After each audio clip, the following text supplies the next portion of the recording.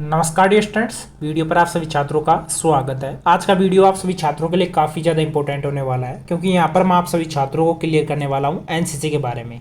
देखो आपने अगर आप जैसे अपना जो भी ग्रेजुएशन में कुछ जो कोर्सेज वगैरह करते हो, जैसे बीए हो गया आपका या आपका बीएससी हो गया, ठीक है, इसके साथ में आपने एनसीसी के बारे में ज़रूर सुना होगा। तो आज के इस वीडियो में इसके बारे में मैं बिल्कुल आपको क्लियर जो डिटेल है वो देने वाला हूँ। किसके लिए जो योग्यता रहती है, योग्यता क्या रहती है, इसकी प्रक्रिया क्या रहती है, आवश्यक दस्तावेज क्या रहते हैं, एनसीसी करने के फायदे क्या रहते हैं, साथ में जो एनसीसी छात्रों को सैलरी कितनी मिलती है या नहीं मिलती है, ये सब कुछ यहाँ पर मैं क्लियर करूंगा।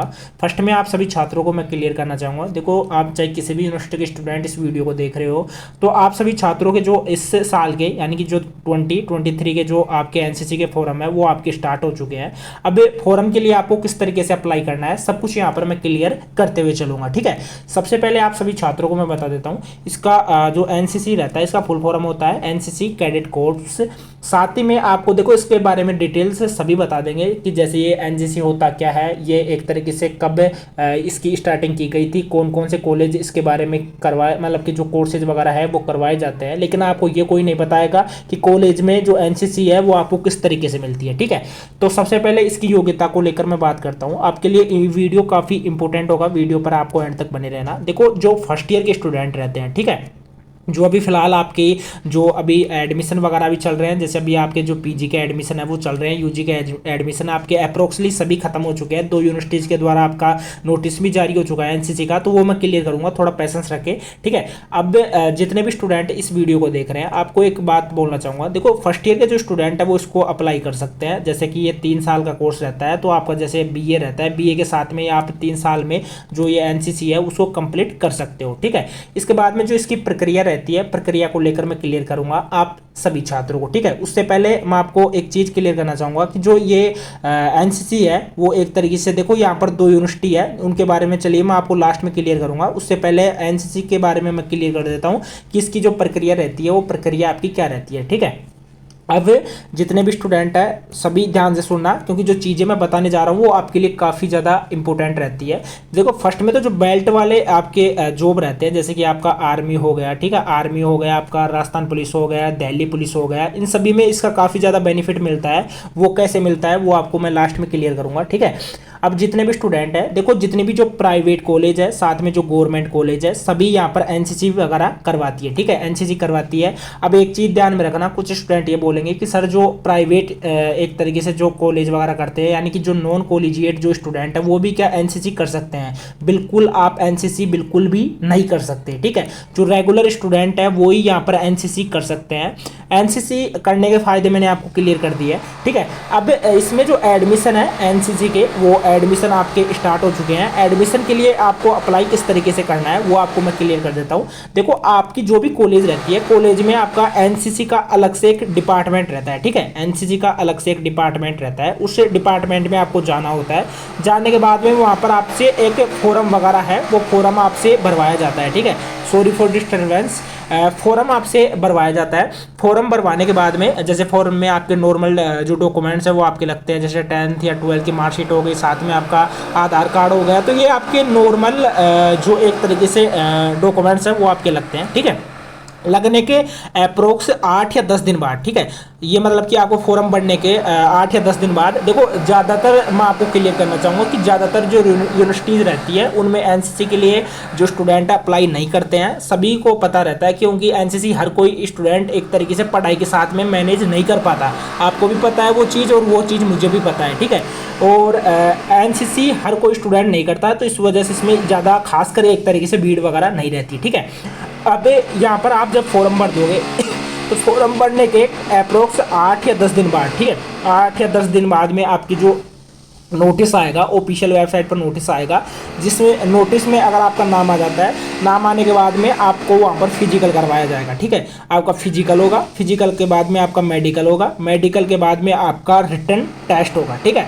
अब फिजिकल में आपसे क्या करवाया जाएगा, देखो फिजिकल का मैं आपको क्लियर कर देता हूँ। फिजिकल में सबसे पहले आपसे दौड़ करवाई जाएगी। दौड़ से पहले आपकी हाइट वगैरह आपकी नाप ली जाती है, ठीक है, और नॉर्मल जो रहती है वो आपसे जैसे जिग जैक वगैरह आपसे चलवाया जाता है। दौड़ आपकी जैसे 5.5 मिनट में रहती है, जो कि आपकी 1600 मीटर के अप्रोक्स रहती है, जितनी कि आपकी आर्मी में रहती है। साथ में यहाँ पर कम से कम 7 या 8 मिनट का टाइम यहाँ पर फीमेल को मिलता है, और मेल को यहाँ पर अप्रोक्स से 5.5 के अप्रोक्स ही आपको टाइम मिलता है। ज़्यादा बोल सकते हैं तो 6 मिनट तक का आपको टाइम मिल जाएगा, ठीक है। इससे ज़्यादा आपको टाइम किसी भी हालत में नहीं दिया जाता है, ठीक है। नेक्स्ट यहाँ पर उसके बाद में आपका मेडिकल होता है, ठीक है। मेडिकल होता है जब आपकी दौड़ कंप्लीट हो जाती है, दौड़ कंप्लीट होने के बाद में आपसे पुशअप वगैरह लगवाया जाता है। पुशअप के बाद में आपसे जो चिनअप है, ठीक है, चिनअप वगैरह भी आपसे लगवा सकते हैं, वो कुछ भी करवा सकते हैं, मतलब कि आपसे जो भी फिजिकल का जो रिक्वायरमेंट रहती है वो करवा सकते हैं।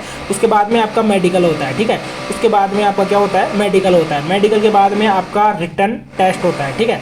रिटन टेस्ट होता है। रिटन टेस्ट में आपका क्या आता है, काफ़ी छात्रों के कमेंट भी आएंगे कि सर जो रिटन टेस्ट रहता है उसके लिए अलग से बुक पढ़नी पड़ेगी या क्या रहता है। देखो, रिटन टेस्ट में एक तरीके से ज़्यादा कुछ इतना हार्ड नहीं आएगा, बिल्कुल बेसिक जो रहता है बेसिक ही आपका आता है। और बेसिक में जैसे आपका जैसे जीके हो गया, ठीक है, करंट जीके हो गया, जैसे कुछ भी पूछ लिया, जैसे हमारे राजस्थान का सीएम कौन है, ठीक है, हमारे राजस्थान के जो लोक सभा है उसके जो सदस्य है वो कौन कौन है, ये पूछ लिया, ठीक है। तो ये नॉर्मल जो डिटेल रहती है, साथ में जो शिक्षा मंत्री कौन है राजस्थान का वो पूछ लिया, तो ये नॉर्मल डिटेल यहाँ पर पूछी जाती है। बाकी आप मुझे पर्सनल इंस्टाग्राम में, टेलीग्राम, सबका लिंक मैं डिस्क्रिप्शन बॉक्स में दे रहा हूँ। बाकी किसी भी स्टूडेंट को एनसीसी से रिलेटेड कोई भी दिक्कत होती है तो वो मुझसे पूछ लेना, ठीक है। अब ये सब कुछ आपका डिटेल यहाँ पर कंप्लीट हो जाता है। मैंने क्लियर कर दिया कि फर्स्ट में आपसे दौड़ वगैरह करवाई जाती है, ठीक है। अब यहाँ पर जो अप्लाई वगैरह करना है, साथ में आपको ध्यान रखना कि आपके पास में एक तो आपका कॉलेज का आईडी कार्ड होना चाहिए, ठीक है, और साथ में आधार कार्ड तो आपका नेसेसरी होना चाहिए। क्योंकि अगर आप एक तरीके से देखो, यहाँ पर आपसे फिजिकल वगैरह करवाया जाएगा, तो फिजिकल में ऐसा ही नहीं है कि आपके जो कॉलेज है उसके ही स्टूडेंट यहाँ पर शामिल होंगे, जो अदर कॉलेज है उसके भी स्टूडेंट्स को यहाँ पर शामिल किया जा सकता है, ऐसा रूल होता है। और सभी को एक साथ वहाँ पर दौड़ वगैरह करवाई जाती है। जैसे कि आर्मी में 250 से 300 का बैच बनता है और इतने स्टूडेंट्स को भगाया जाता है, जिसमें टोटल 10 से या 15 या 20 स्टूडेंट्स को पकड़ा जाता है। लेकिन आप कितने ज़्यादा स्टूडेंट नहीं भगाए जाएंगे, ठीक है, और आपको आर्मी से ज़्यादा ही टाइम यहाँ पर देखने को मिलेगा। स्पेशली जो आर्मी का सोच रहे हैं, मतलब कि अपनी ग्रेजुएशन के बाद में या ग्रेजुएशन के साथ में, तो उनके लिए एनसीसी बहुत ही ज़्यादा इंपॉर्टेंट है। बाकी मैं आपको सर्टिफिकेट का लास्ट में क्लियर करने वाला हूँ, सर्टिफिकेट किस तरीके से आपके लिए इंपॉर्टेंट है, ठीक है।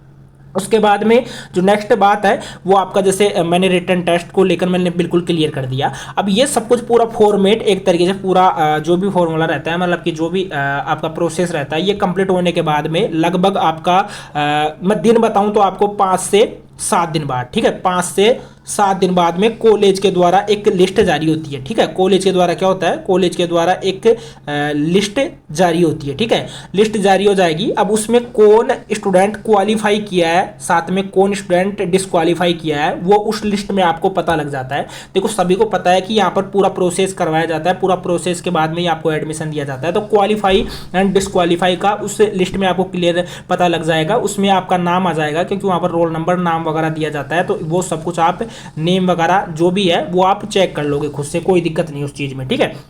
फिर उसके बाद में आपको क्या करवाना है, उसके बाद में आपको डॉक्यूमेंट्स वेरिफिकेशन करवाना है, ठीक है। अगर आपका नाम आ जाता है उस लिस्ट में तो उसके बाद में आपके डॉक्यूमेंट्स वेरिफिकेशन होंगे, ठीक है। डॉक्यूमेंट्स वेरिफिकेशन का मैं आपको क्लियर कर देता हूँ, उसमें ज़्यादा कुछ नहीं है, ओनली आपकी 10th की मार्कशीट हो गई, 12th की मार्कशीट हो गई, साथ में आपका आधार कार्ड हो गया, ठीक है, आधार कार्ड हो गया, जो आपका आइडेंटिटी कार्ड में कुछ भी हो सकता है, आधार कार्ड हो गया, पैन कार्ड हो गया, ये नॉर्मल आइडेंटिटी कार्ड है तो ये आपके हो सकते हैं। साथ ही में अगर आपसे, मेरे अंदाज से ये नहीं मांगा जाएगा, देखो मूल निवास शायद आपसे मांग सकते हैं, तो मूल निवास आप अपना कंप्लीट रखना, मांग ले तो, बाकी कन्फर्म नहीं है, ठीक है। बाकी जाति वगैरह आपसे कुछ भी नहीं मांगा जाता है। तो ये पूरा प्रोसेस रहता है।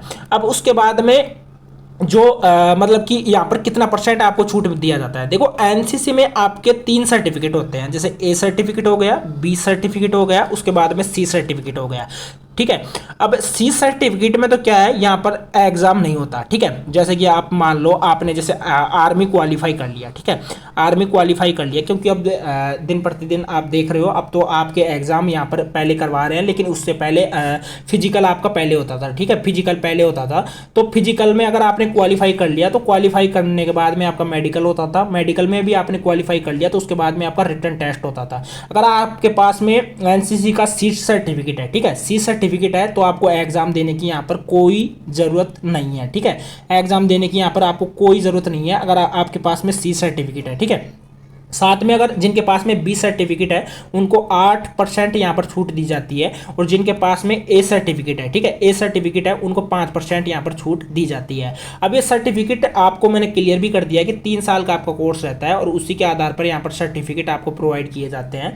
बाकी जो आर्मी के स्टूडेंट रहते हैं उनको मैं यहाँ पर क्लियर करना चाहूँगा कि देखो आपके पास में अगर सी सर्टिफिकेट है तो उसका फायदा आपको ऑफकोर्स मिलेगा। साथ में जैसे दिल्ली पुलिस के स्टूडेंट हो गए, ठीक है, और साथ में जो राजस्थान पुलिस के स्टूडेंट हो गए, तो इनका सभी में ही C certificate, A certificate, B certificate सभी में ही ये लागू होता है, ठीक है। तो ये आपका एक नॉर्मल कोर्स रहता है एनसीसी का। इसके जो फोरम है किस यूनिवर्सिटी के द्वारा एक तरीके से स्टार्ट कर दिए गए हैं, तो चलिए मैं आपको स्क्रीन पर दिखा भी देता हूँ।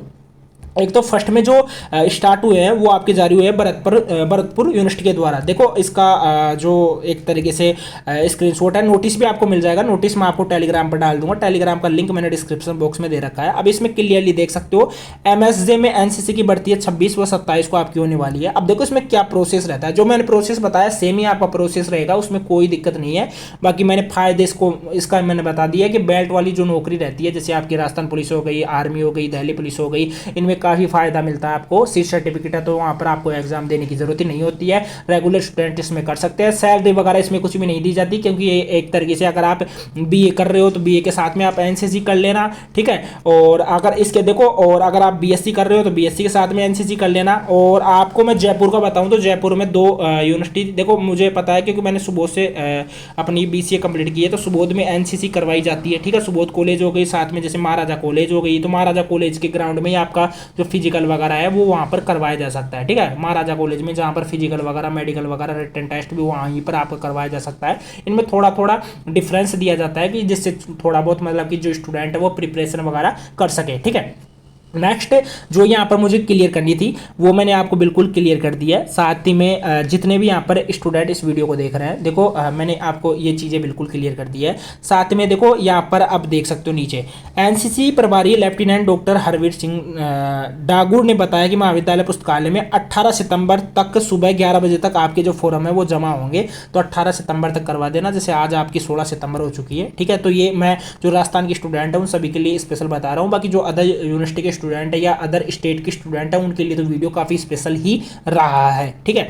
छात्रों की भर्ती 26 को लिखित परीक्षा होगी और साथ में आयोजन फिजिकल परीक्षा का आपका होगा और 27 को साक्षात्कार और अंतिम परिणाम जारी कर दिया जाएगा, ठीक है। जो चीज़ मैंने आपको क्लियर की है, देखो आपका 11 तारीख को, ठीक है, यानी कि 18 तारीख को सितंबर को सुबह 11 बजे आपका एक तरीके से फॉर्म जमा होगा, जो कि मैंने आपको बता दिया। एनसीसी का कॉलेज में आपको अलग ही डिपार्टमेंट मिल जाता है, उस डिपार्टमेंट में जाकर आपको फॉर्म भर देना है, वो मैंने डॉक्यूमेंट्स क्लियर कर दिए हैं। उसके बाद में आपका 26 को लिखित परीक्षा आपकी होने वाली है। उसके बाद में आयोजन होगा और फिजिकल परीक्षा आपकी 27 को साक्षात्कार होगा, ठीक है। 26 को आपकी लिखित फिजिकल वगैरह हो जाएगा, साक्षात्कार आपका इंटरव्यू होगा और अंतिम परिणाम भी आपका 27 तारीख को जारी कर दिया जाएगा, जो कि मैंने क्लियर किया था कि 5 से 7 दिन बाद में, ठीक है। वैसे इसमें जल्दी किया जा रहा है।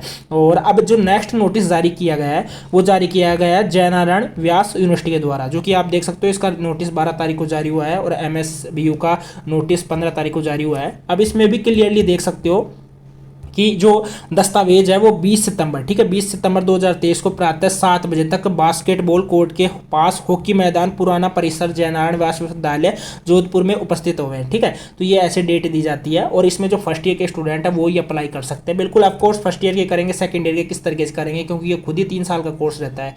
और प्रथम वर्ष प्रवेश की प्रक्रिया 20 सितंबर 2023 को आयोजित की जाएगी, ठीक है। प्रवेश की प्रक्रिया 20 सितंबर को आयोजित कर दी जाएगी। और साथ ही में यहाँ पर देख सकते हो 20 सितंबर 2023 को ही यहाँ पर आपके जो फॉर्म वगैरह है वो आपके जमा होने वाला है। बाकी जो प्रोसेस रहेगा वो आपको मैं क्लियर कर दूंगा। बाकी देखो जितनी भी राजस्थान में यूनिवर्सिटी है सभी में ही एनसीसी वगैरह करवाई जाती है। जितने भी स्टूडेंट है आपको एनसीसी से रिलेटेड मुझसे कुछ भी पूछना है कमेंट बॉक्स में कमेंट करके पूछ लेना, मैं आपको रिप्लाई कर दूंगा। तो आज के इस वीडियो में इतना ही, मिलते हैं किसी नेक्स्ट वीडियो में, तब तक के लिए जय हिंद जय भारत। चैनल को सब्सक्राइब करते हुए जाना। Okay bye.